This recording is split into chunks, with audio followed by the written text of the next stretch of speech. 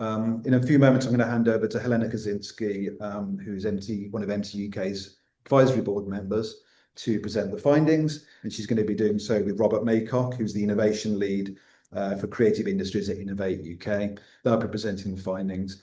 After that, I'm going to have a conversation with Tom Fidium of Innovate UK to discuss what the findings mean for the music tech sector, and actually just to learn a bit more about Innovate UK and what they do. And I should also just introduce Innovate UK. They're the funding body, UK funding body for innovation.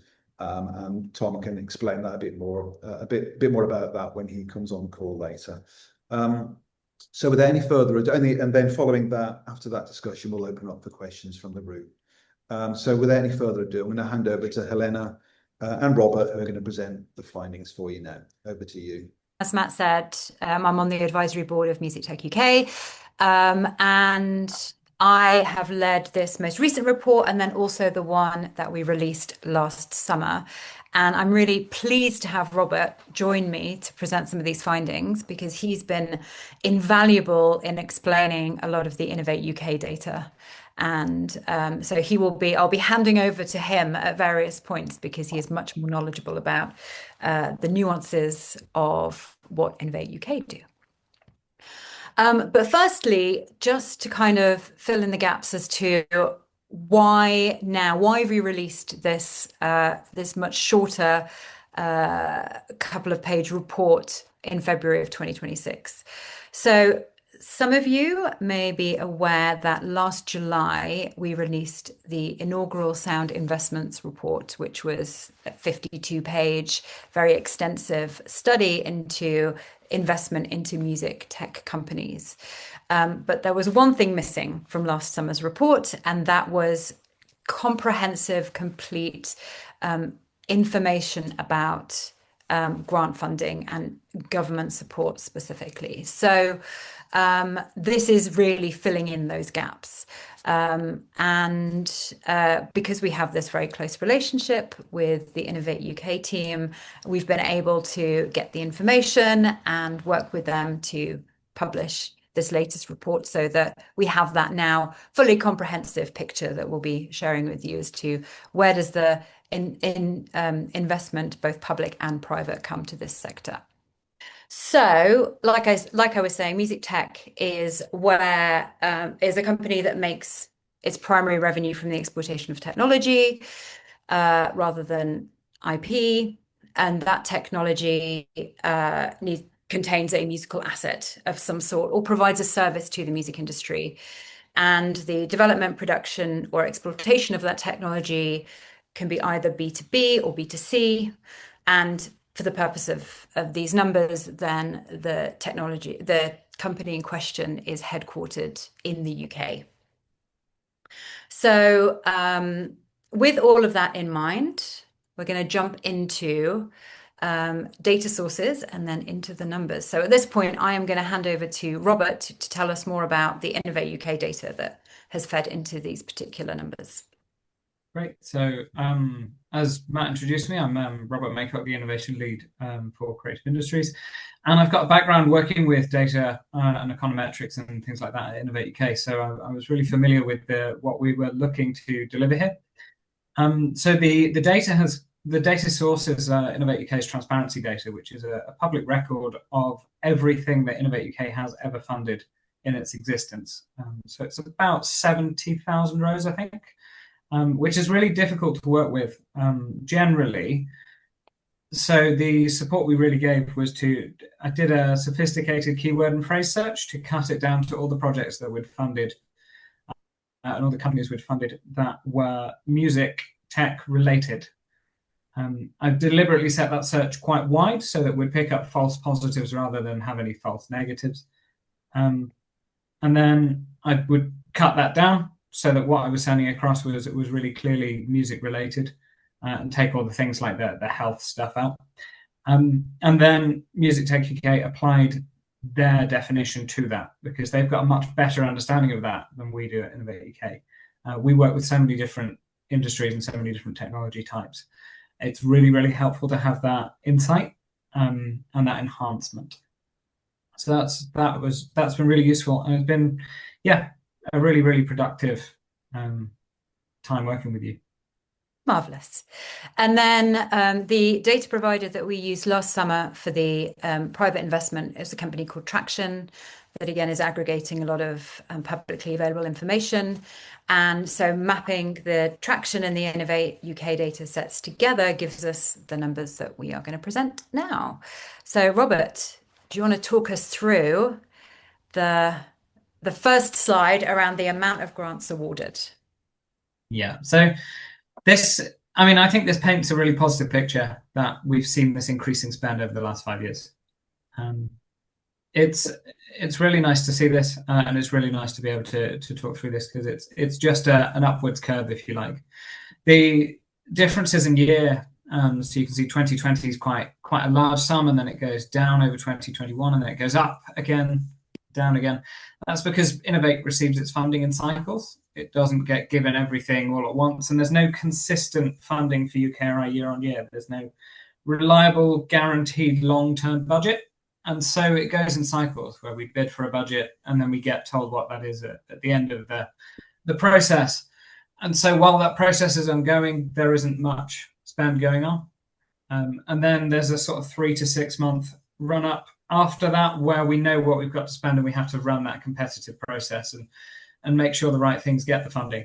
And again, that delays it a little bit. So that's why you see these spikes in years where we've got that certainty and we've got that budget within UKR and within Innovate.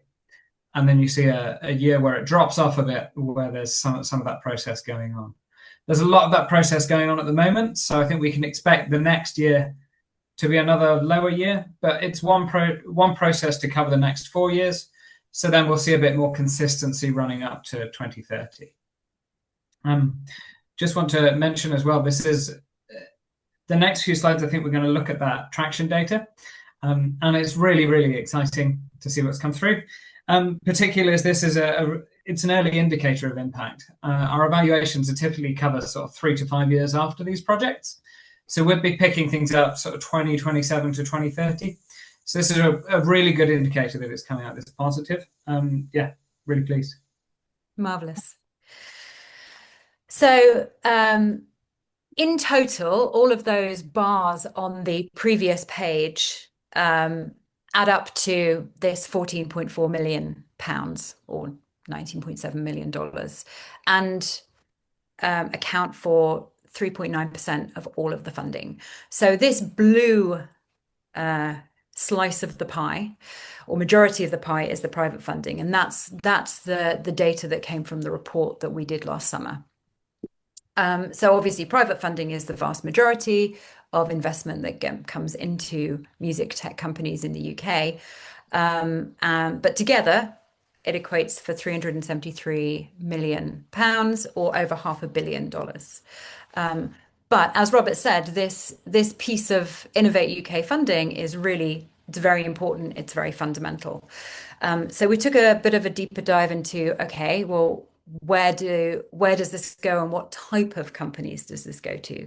So just as we did in the report last summer, we looked at the subcategories that companies break up into. So essentially applying a type of music tech company, just one primary designation to each type. So on the left here, you've got the Innovate UK awards and how they break down into types of different companies. And on the right in grey is the data from the private investment from last summer's report. So there really is quite a difference in terms of the types of companies. So the top one for Innovate UK support over the 5-year period in question is music tech companies that are in the production space, so the production of music space, or education around music, or generative AI.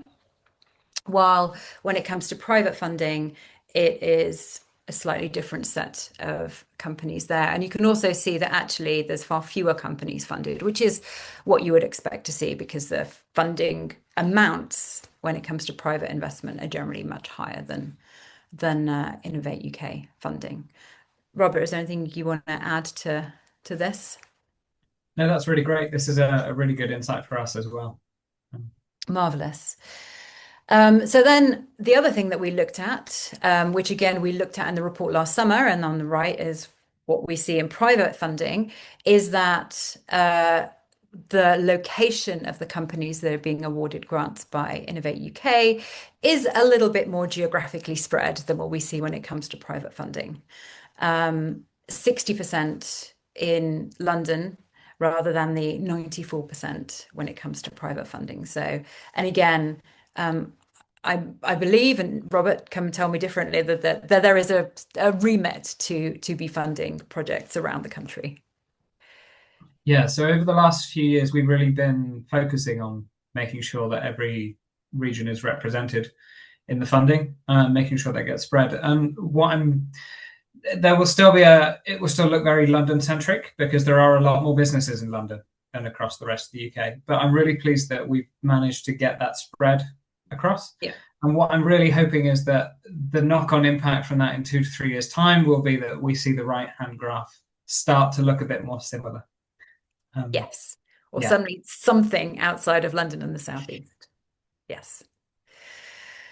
And then Robert, do tell us more about the Innovate award types, because there seem to be a number of different ones.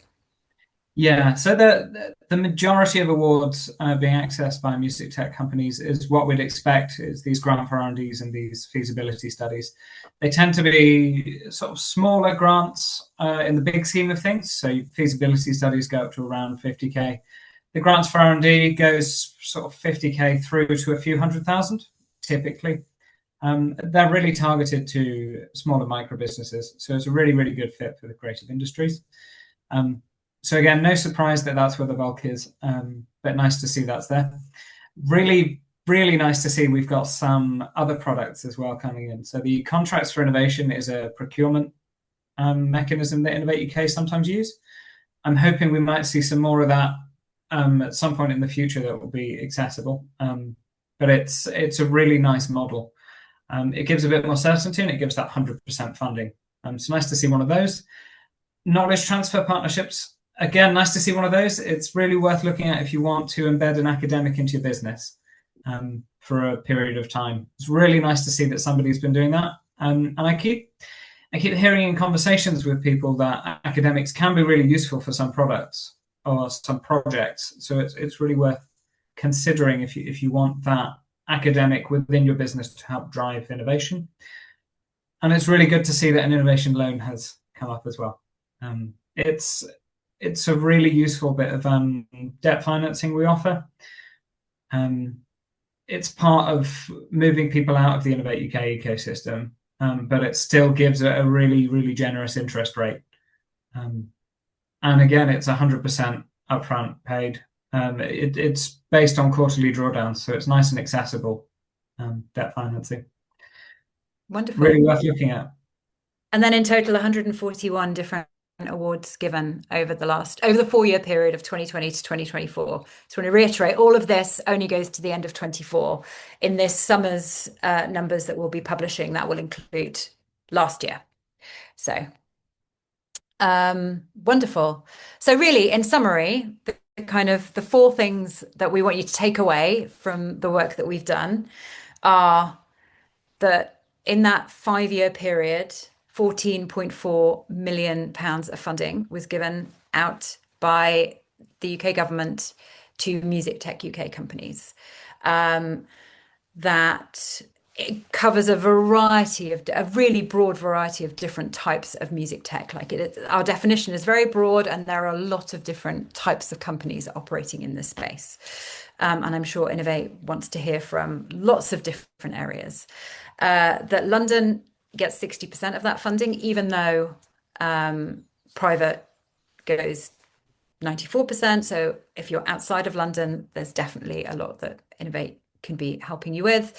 And then, and I think really the fantastic stat that came out of this is that of the 14, at least 14 of the companies that received Innovate UK funding during that 5-year period that we looked at received private investment as well, totaling 17.5 million, which means that for every £1 that the UK government is funding via Innovate UK, £1.25 is coming from private investment into the music tech ecosystem as well. And that's something that really we want to grow even further.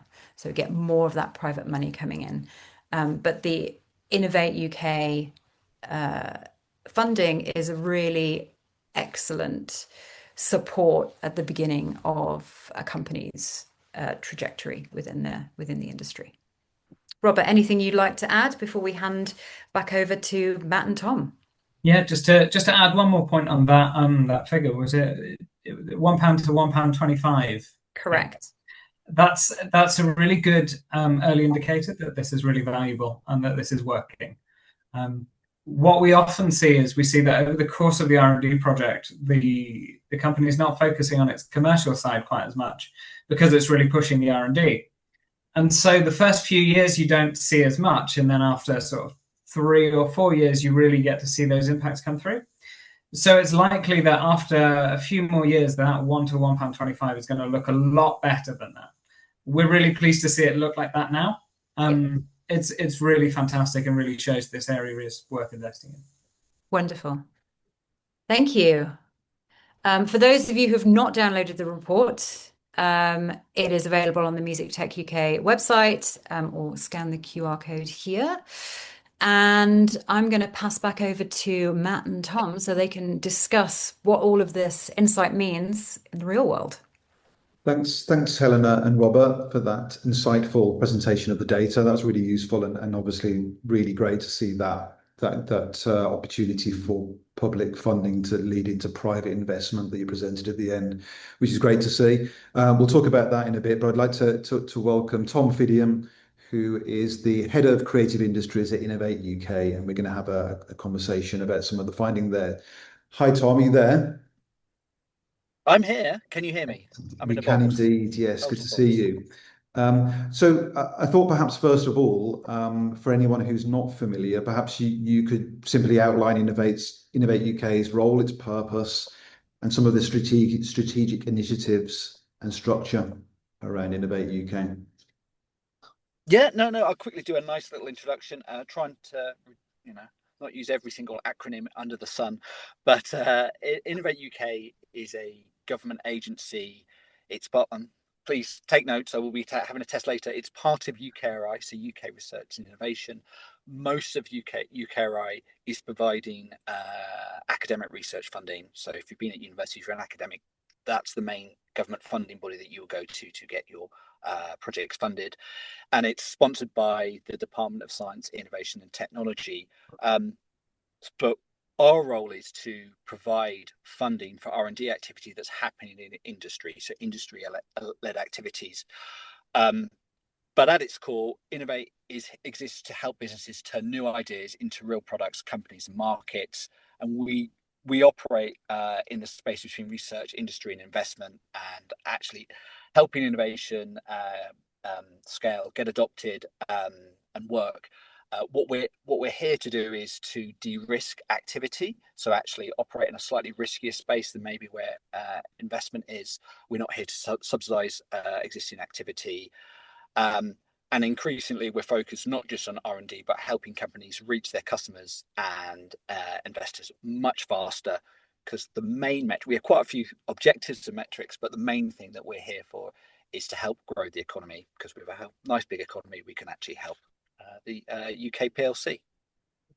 Excellent stuff. Thank you, Tom. That's really useful. So interested to talk a bit about what Innovate UK's focus is on music tech, and particularly also we've talked a bit in the past about this idea of this area of create tech, which I assume music tech falls into. And there kind of seems to be there's a bit of a growing focus on create tech as an area of interest for Innovate UK. I wonder if you could tell me a bit about that. Yeah, well, I'll give you a little bit of a history. So we have had quite a long history funding music tech. I think as an innovation funder, if we're supporting the creative industries and if we're supporting the music industry, that's a natural fit for us. You as a trade body exists, but I think the terminology and sort of like the sector of music tech has existed for a while. And you're right in saying that there has been quite a lot of momentum around the term create tech. creative tech is a new term, much newer than music tech, but I think what it exists is it's trying to be the umbrella term for the whole of the creative industries where tech and the industry intersect. So we'll have ad tech, music tech, the screening tech. I'm sure someone will think of some nice jazzy term, but that's where we're operating. And the reason why it's getting so much attention, because I'm sure you've all read this, but in the modern industrial strategy that was published last year, the creative industries are one of the 8 priority sectors. So that's where the investment from Innovate UK, we're only focusing on 8 sectors now, and within those 8 sectors, there's a focus on createch, so primarily on digital technology in those sectors, because that's where we've seen in the last 5 to 10 years the greatest amount of growth, and we think they have the most opportunity. And not to confuse you too much, but within that plan, the creative industries has multiple sectors. I think that's about 12 or 8, depending on how you choose to count them. But now the priority in that sector has been reduced down to 4, which includes music. So yeah, you're correct in saying, so just to let you know, we've got a long tradition in funding in this sector, and the trajectory for the next spending cycle is very much focused on createch, with music as one of the 4 main sectors that we're focusing on. So we think that music tech seems to make a lot of sense to be a focal point going forward. Very, very good. And so drilling down into music tech itself, then I think when we spoke last time, you used this term frontier industry to kind of talk about music tech. What does that mean in practice for for the music tech sector in terms of the way Innovate UK looks at it? Well, the term frontier has been used quite a lot in these government papers. It's basically been highlighted as a priority, as in analysis has been made on both createx, the merger of technology into the sector as a area of growth, but also music and music tech is part of a frontier industry. So of the 4 that we will be focusing on going forward. So yeah, that's what it means. It means that basically in the next funding cycle, when we run a program, there will be a significant focus on music and music tech. And in the past, we have been quite technology and sector agnostic. So a lot more focus in this area. And I think this report, which I think is excellent, I do think it's really good for your membership as well, to paint a picture, really highlights where we've been, actually gives us a really good foundation for some really significant strategic investments in the space going forward. That's great. Well, that's very pleasing to hear that music tech is sort of core there within the creative tech focus for Innovate UK. And a key piece of insight there, obviously within the report itself, was this core message about Innovate UK funding unlocking private investment, and that kind of actor. Looking at the industrial strategy, that seems to be a clear kind of message of what needs to be, what the government wants to achieve is this kind of unlocking of private investment through the public sector. So I wonder if you could tell me, how is Innovate UK itself working with private investment to maximise those opportunities, and how do we make sure that story is being told where we're going from the public sector and kind of pulling in private investors? That's a really good question. I think one of the most consistent things that we see within Innovate UK is that our funding helps companies become investable. It reduces their technical risk. So we're absorbing the funding to get the companies to a position where investors will get on board. What I think is really interesting in the data that you working with Robert pulled out is the fact that we're seeing £1.25 for every £1 invested from private investment, using tools that I think are on that earlier stage. Innovate UK has its own tool where we do match funding with private investors called investor partnerships, and that hasn't been utilised yet. And I think one of the things that would be really useful going forward is working closely with the sector, working closely with yourselves to highlight investors, inviting the investors so they can join our pool of investors, but also maybe instead of just funding projects, maybe funding projects in companies, and then once those projects have completed, showcasing them into a pool of investors. I think what we've proven is, in isolation, the sector is doing really well with investment. What can we do if we sort of highlight it, put it on a platform, and bring the investors together? Because I think we've proven that we're very good at identifying and validating really investable companies, but we just need to make it a little bit more real and actually fill in those gaps to reduce that friction between the investor community and the innovation community. Yeah, that makes a lot of sense. I think there's a really powerful combination, is it? That the combination of Innovate UK's validation and backing, and then leading it in, and then showing that as a proof point to private investors. That's great. And I wanted to touch a little bit on kind of the variance of funding year on year. I know that Robert sort of touched on this already in the presentation, but from what we saw, there's quite a kind of a bit of variance year on year. And I think we're currently in a spending review year. I think Robert was saying. So what does that mean for companies that might be applying for funding now and being in that position? Okay, that's a really good question, and I'm really glad that Robert covered it, because if you look at the data year on year, it looks really staggered, and it's a little bit. I don't know if you've done this, Matt, but if you ever try to lose weight and you weigh yourself every day, you just get the staggered pictures. You have to step back. You've got to zoom out and look at the picture.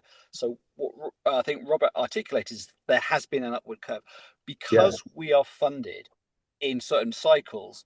It means that we can't commit over certain spending review years. So we'll have bumper years and then we'll have fallow periods.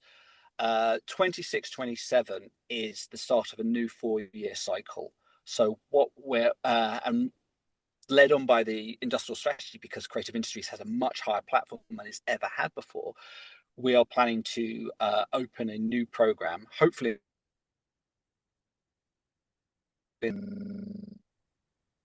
of significant investment. And that basically means that if there are companies that are interested that look like they're a good fit for this space, we would expect some the first launch of competitions autumn this year. So I think autumn this year all the way through for the next 2 years, you will see more and more competitions launching. So I don't think we actually launched any last year. So that's the cycle that we're talking about. But obviously, really, your membership really wants to know when the next funding opportunity is. I can't give you a specific date, but we are looking in between the summer and autumn this year is when we'll have some, really concrete competitions that hopefully will align with your membership.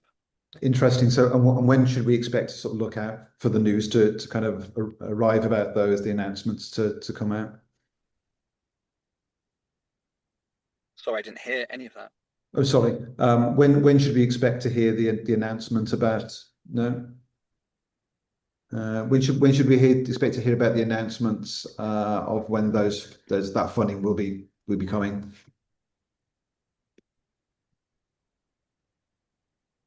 Can anyone else hear me? No, we can see and hear you, Matt.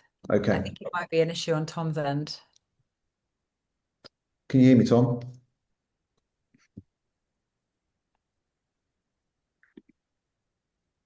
Can you hear me? Yeah, I can hear you. Can you hear me? We expect announcements. We're planning to have a big announcement early in the summer. Awesome. But I will let you guys know. And I'm sorry, technology has failed me. It's all right. No worries. That's great. Well, we'll look out for that and keep us posted. We can obviously share that news with members when it comes through. That's great. So maybe we could just touch on kind of some of the practical issues for music tech companies looking to kind of engage with Innovate UK. So for companies watching, what makes a strong Innovate UK application? Any thoughts on that?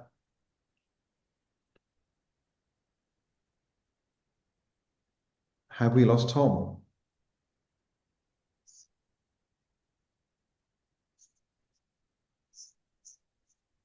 Yeah, it looks like we've lost Tom. Okay, that's great. Maybe we could come back to Tom, but maybe we could go to some questions for a while first before we return to him. Gareth, are you there? Yeah, I'm here. I'm across 2 devices. Sorry, that was more complicated than I can handle. I'm here. The questions largely, I think, were primarily for Tom, but I've got a question that I think Robert might be able to answer. So I might ask that. And if anyone else has any questions, if you want to drop them in the chat, we'll queue them up. But Robert, the 141 companies that were in the funded cycle, that breaks down across different vehicles that and services that Innovate offers. How does that compare to other sectors and industries? Is there like I'm interested, like, is there a reason it's so heavily weighted one way? Are we underutilizing some things? Are there other reasons why it weights the way it does? It's sort of expected from my standpoint on that.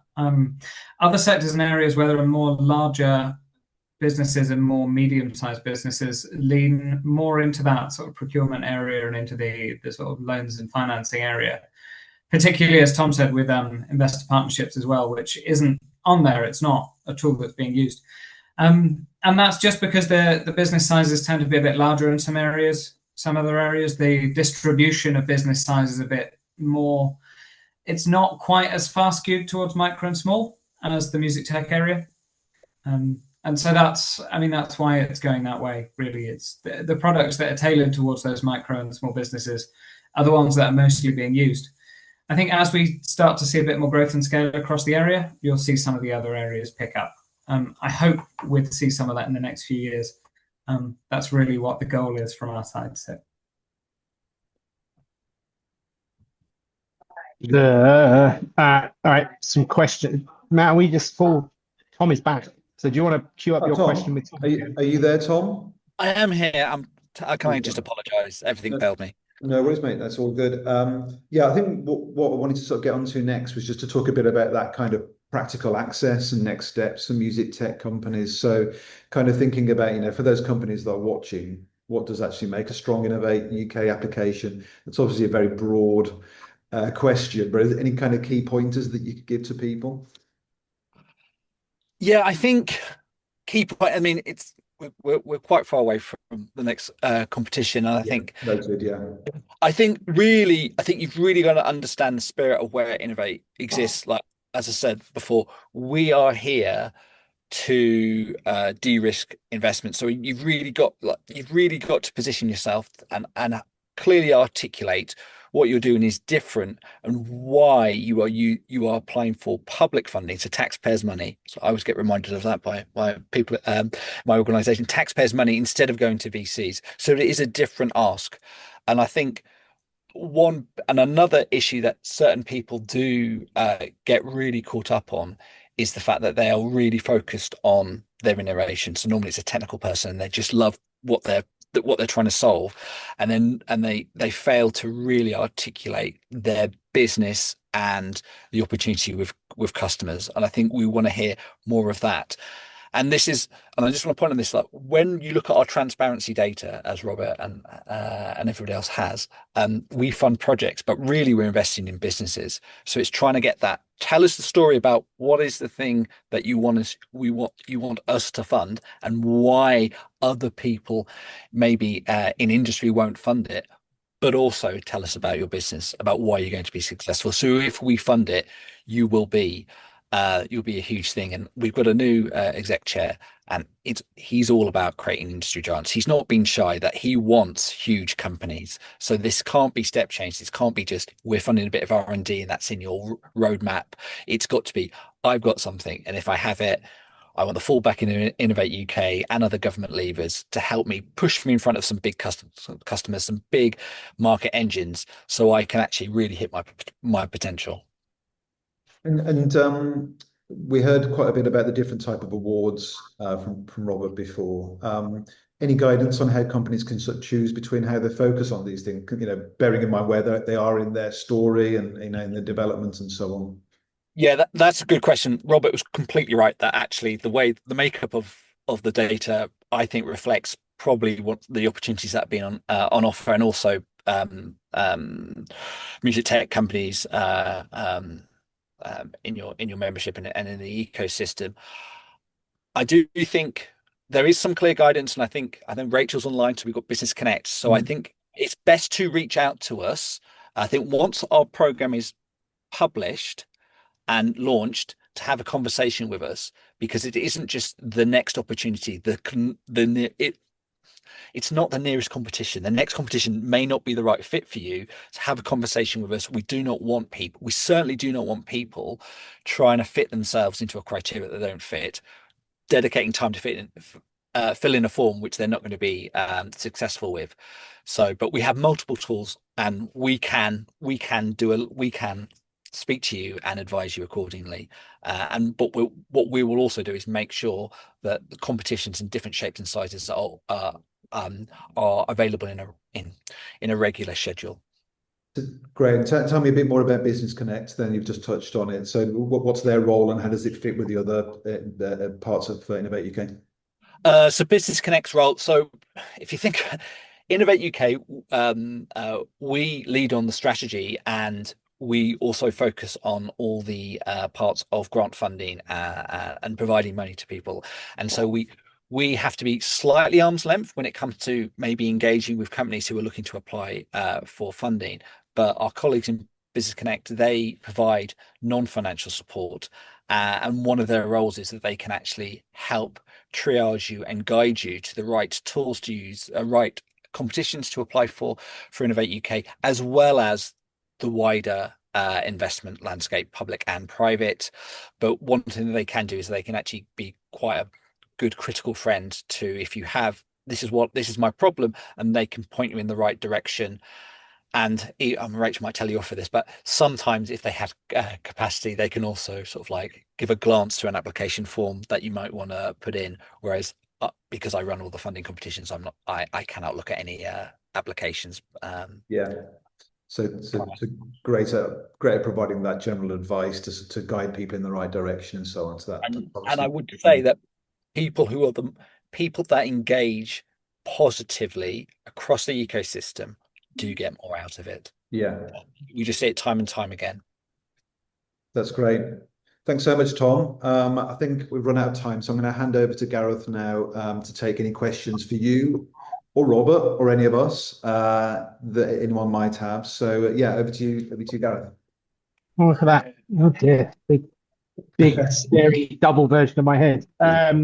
It's a gift for everyone. Thank you very much. Super interesting. Yeah, we got some questions. So there was a question in here specifically around I'm going to paraphrase it a little bit, but it's basically around that metric we talked about the follow-on investment and private investment, which obviously makes a lot of sense for the industrial strategy goals. The question asked was the UK like R&I data on creative clusters overall had suggested like a 5-to-1 ratio.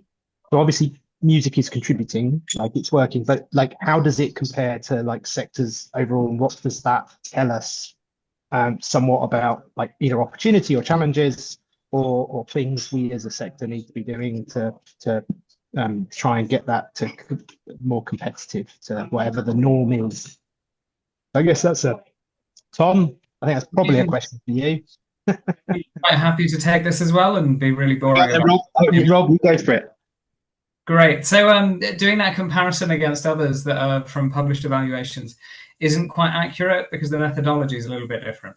So what we've got is an early indicator, and what they're using is a 3 to 5 year on difference and difference calculation, which is much more robust and is taken using lots of different private investment sources.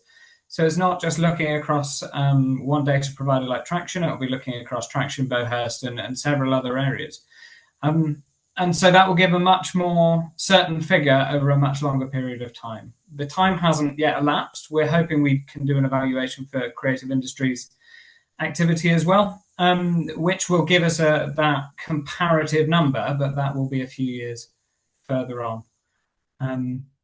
To give some other numbers, 4 other areas, we've got investor partnerships gets a 6-to-1. The Caspart network is a 5-to-1.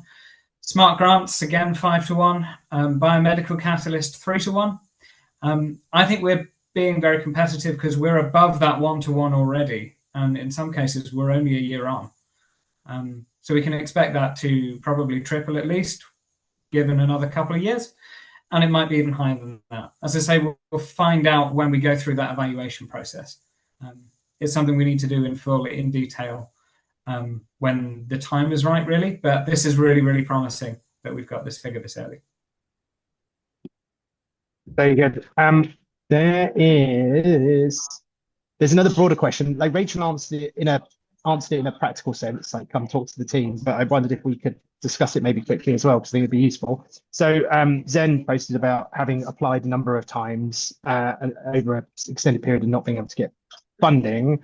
Some of that was down to conditions of competitions not allowing reapplication, or also more relevant competitions coming later. So I wonder if we can maybe talk around like how best do like what's the best approach for companies? I mean, yes, come talk to people, but like, is it pay and spray on things? Is it engaging to better understand the different products and services? Is it like how best do companies avoid that situation of kind of basically endlessly applying and clearly like missing the mark in some way or other?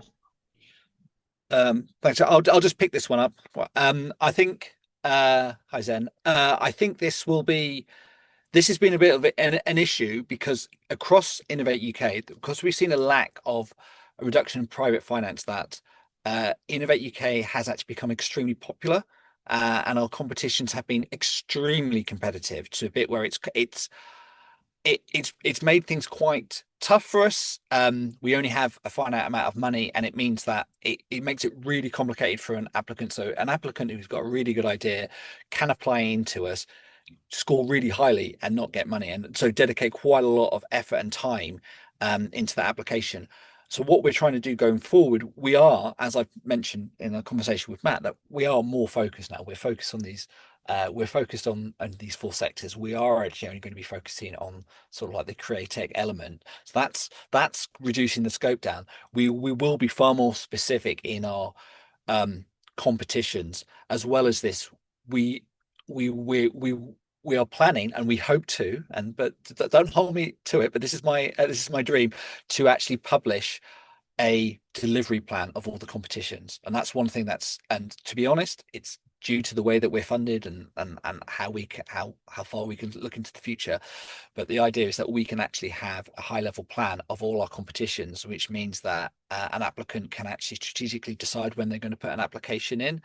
I do say, so with all that reduction down, it means things will be less competitive. So if you are the right fit, then we really want to make something that's tailored for you. But at the same time, Rachel is absolutely correct that you should always utilize sort of Business Connect and other people and talk to them. We have a really good help desk as well. So just talk people through before you even start putting pen to paper to make sure that you are eligible and you're fully in scope to the competition that we're launching. Very cool. That's really helpful. That's that would be amazing. That fingers crossed for that happening. That'd be a great resource. Okay, just building on another question. Can you touch on the regions a little bit? So, like, obviously, one of the things that I thought was interesting in the report is obviously how Innovate's funding maps across the regions, which is different to the 94 to 95% of all private funding that centers purely around London. So, like, can you talk a little bit to the regions? I mean, the majority of our members and company, I mean, we have some spread across them, but music tends to cluster around London. But I'm interested in the opportunities where the funding's going. There's increasing talk, obviously, about doing more in the regions. We have Music Futures, et cetera. So a little bit more on the regions would be incredibly useful. Okay. Well, I think, as Rob said, that the mapping that we saw of the distribution didn't surprise me at all.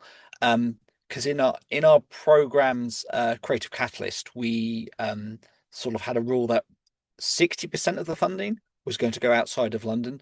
So to really, like, the reverse of business intensity, because we knew that there was this goes back to the point of we're trying to provide funding where there's additionality, where there is an activity.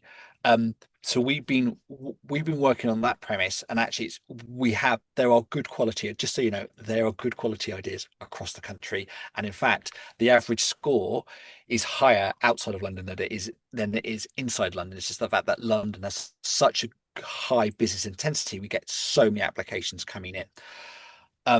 So we've been working on that program. We also delivered a DCMS program that was regional, which also helped those figures.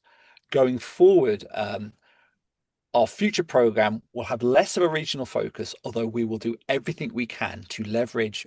We know that London is a super cluster, to leverage activity so it benefits the regions. We want to break the cycle of London only collaborates with itself and London investors only invest in London companies. So we'll do what we can, but we won't exclude the central hub to the creative industries.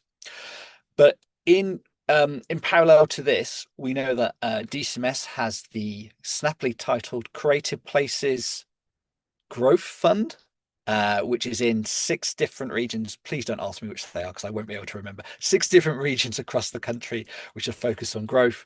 As well as this, there is the Local Innovation Partnership Fund, which is innovation funding, and each region, including London and the South East, has an allocation of money of which they can select up to 3 of the 8 industrial strategy priorities, which include the creative industries. So what I'm saying is, when it comes to Innovate UK's funding, we're not going to be forced to fund into the regions. We're trying to make it easier for London and the South East to collaborate with the rest of the regions.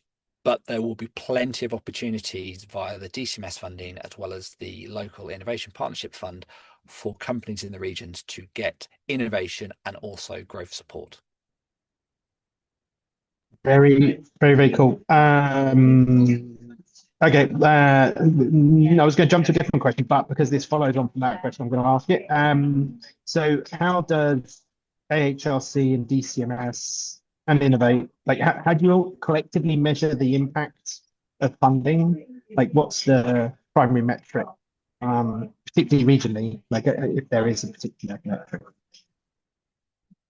I think at the moment, following the House of Lords review into AI and createch growth, what we're trying to do is to better build the pipeline so we can actually measure that impact from academia all the way up to growth. At the moment, it's done in pockets.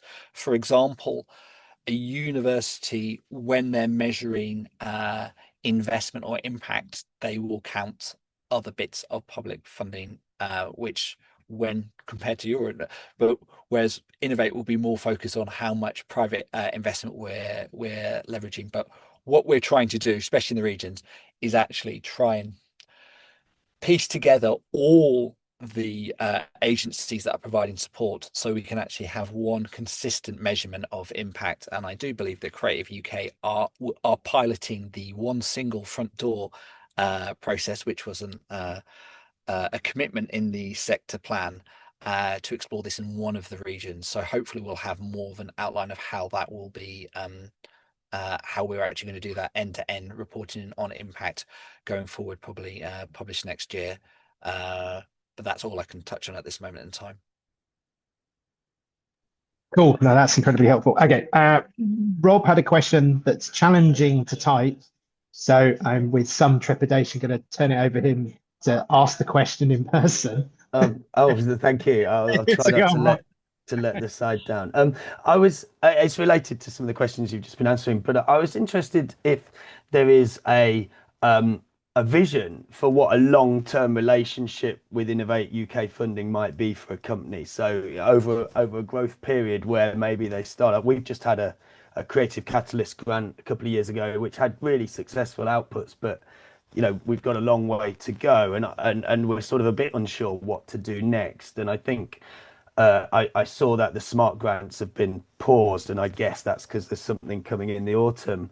And I'm just wondering if there's like a couple of case studies out there of a company that started here, won a small catalyst, then a smart grant, then an innovation partnership or an investment partnership or whatever, even outside the music tech realm. That would be kind of really interesting to understand how we could target, a sort of a longer term vision of a funding strategy, if that makes sense as a question.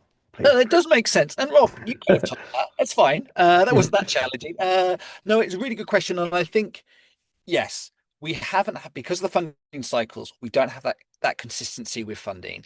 There are we'll send some through. We'll send some stats to Matt so he can tell you some case studies of people who have gone on that trajectory, because there are clearly earlier stage funding and later stage funding. When companies have done it, they have navigated themselves around our complex funding system. Going forward, we want to make it much clearer. We want to, for example, if, as you said, you applied to a successful and creative catalyst, we want companies who have received funding, have gone through the due diligence, have been verified for us. We want to make it easier for you to get to the next step, for us to triage you quickly without you coming out of the system and back in again. You'll have to bear with us as we try and develop that. But that is the plan. We want to have a long-term relationship. We don't want to keep on giving public money to companies, but we want to, if we've verified you, we've funded some of your projects, and we've identified barriers for you to hit your sort of like growth trajectory, we're kind of invested in you, so we want to actually help you go forward without you having to fill in another form again and then fill in another form again. That will be coming, and I think, just so you know, I think that is the shape of the organization going forward.